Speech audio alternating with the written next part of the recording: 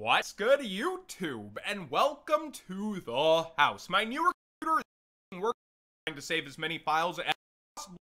Please forgive any audio during light is just beating down on me. Also, it's a hot Texas summer day. It is 103 degrees out right now, and I'm definitely feeling that in the house. But we're gonna start with Merchant Watch anyways. Why am I doing it here instead of the end? For that one comment that was like, wow, thanks for pushing it to the end because so many less people care about it. I don't care about it. Well, guess what? I love to report on what I personally enjoy and want to see, and this is definitely one of them, with 2,500 people waiting on the site right now for the original SKU, and also some site errors having happened. Brandon, the owner of Gym, looked and said, you know what, we're going to put a pre-order for Wave 2 over here. These will drop in December, I believe is right now the ETA, and that's at 8 o'clock Central tonight. Set your alarms. It's about 3.5 hours from while I'm recording this, so when this is up, about 3 hours. But seriously, Pelin, which is Ellen Thomas, long member artist of the community, did an amazing job on this inside. Somebody already tattooed this on themselves, and it looks really cool. And I love the subtle kind of wash feature where you can see the different levels of that orange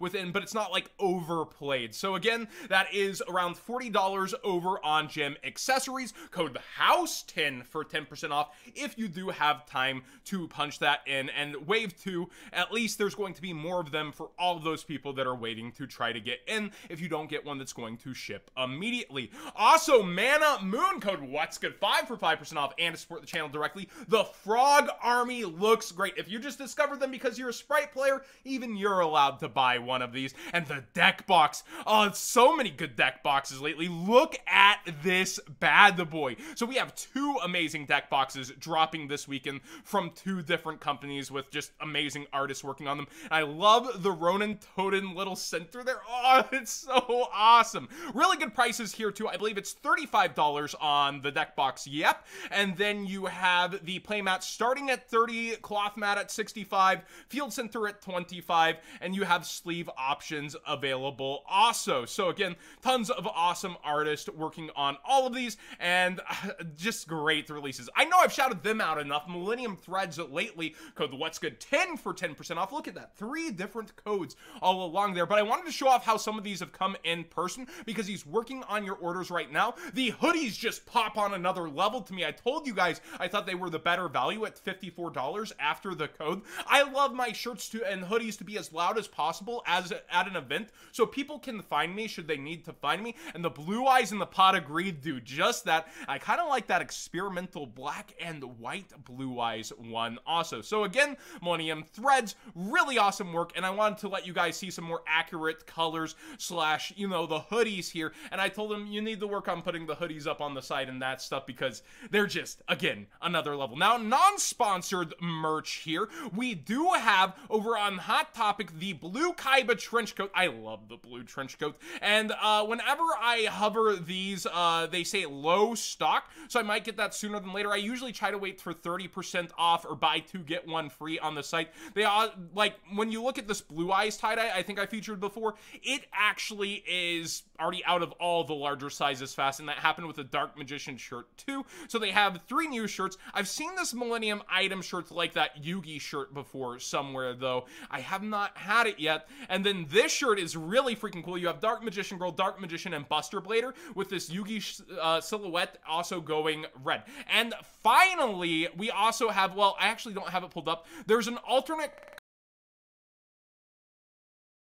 You can check that out over on Ami Ami. Now, what you came for 4 minutes and get to the cards, John, get to the cards. All right. We have Power of the Elements Day.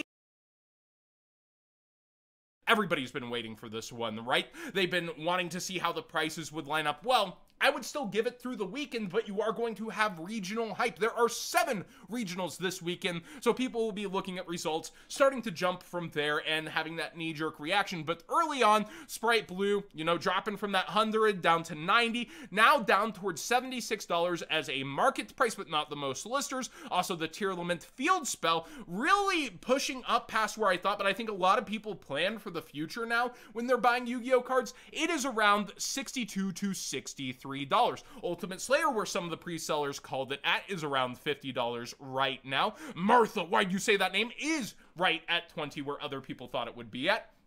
A lot of the Ultras, I think this was down towards 15 earlier, and now it's pushing 20. The Tier Lament Re in the Heart, and then you have Sprite Starter around 15. A lot of the Ultras trying to have that value as the vendors initially thought they would, and a ton of $10/$8 Ultras also. Here's that Super Poly target everyone's been talking about, around $8-ish. You can see that it had a point where it did dip lower, and then people started buying it up again, and now it's back down to 8. Kind of just some crazy price trends early on with the cards, and that'll even out as the set gets out. People go to regionals, they bust open more packs, people open packs at locals, and more sellers are able to list throughout the weekend, because a lot of people won't get back into their office until, say, Monday, Tuesday, start to list then, and then Wednesday, max quantities versus that rushing of demand. Also, there are some errors besides bad ones in the set. At least I think this is pretty neat. Not everybody that pulls one is going to think so, but there's inking errors, which it's been a long time since we've seen ink errors like this on cards,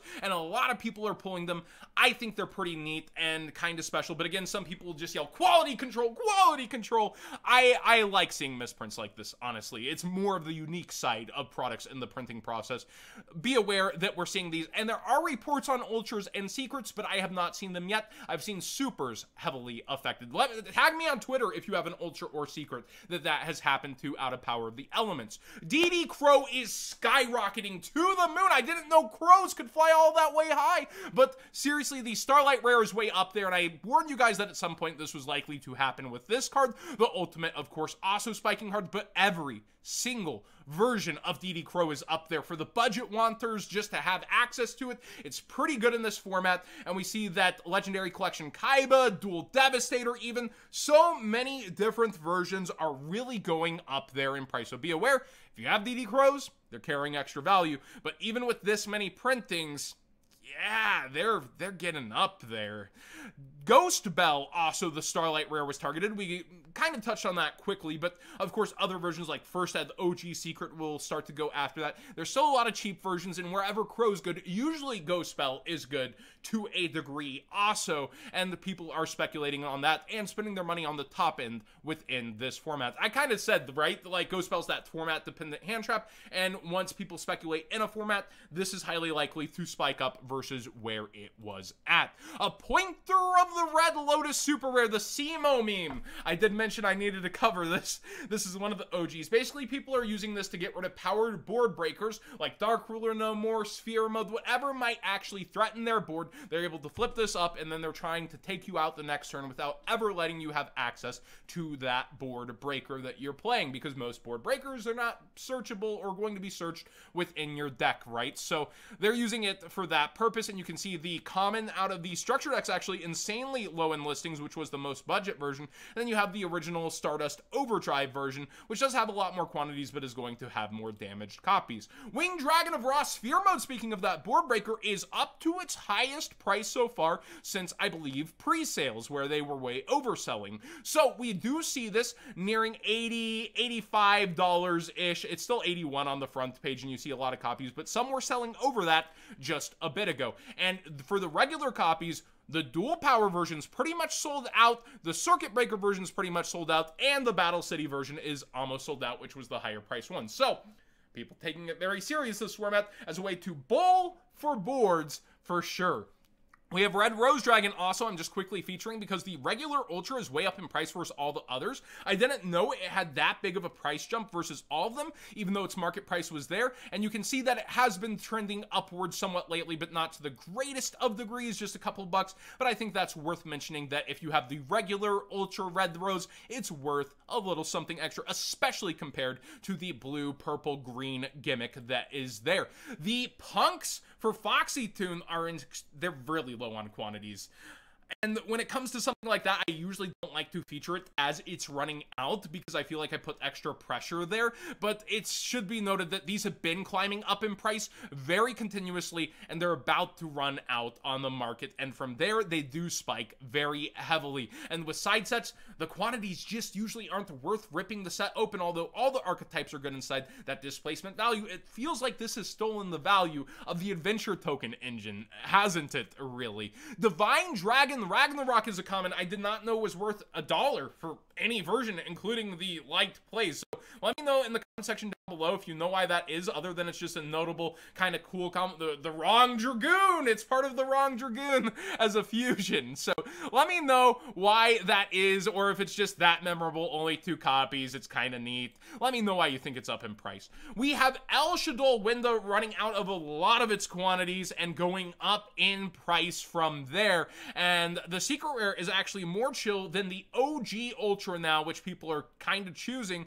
And there's still a couple of first eds here before they are all gone, and a decent amount of unlimited. So if you want to first ed the OG, this might be one of your last chances this format to actually get that a bit cheaper, even though it's up in price from where it had been at. And finally, I'm going to end on a penny stock for those of you who sat all the way through, or even those of you who did skip Merchant Watch. Boral and Dragon is actually even further down in price, despite a lot of Dragon Link being quoted as being tested for this format and being a really solid sprite matchup.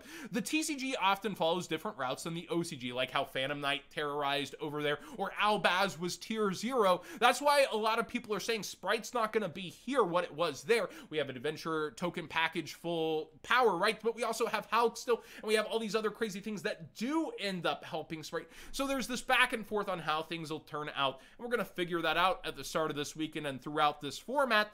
But Dragon Link is getting even cheaper while people were actually, and the pros were kind of on it. Something to note is Borland, it's less than $2 right now. You only have yourself to blame if you don't have your copy, if this does end up really going up in price. And out it goes from the past, one of the most anticipated cards within it. I definitely think it's something you should have access to. Thanks for watching today's Market Watch and Merchant Watch.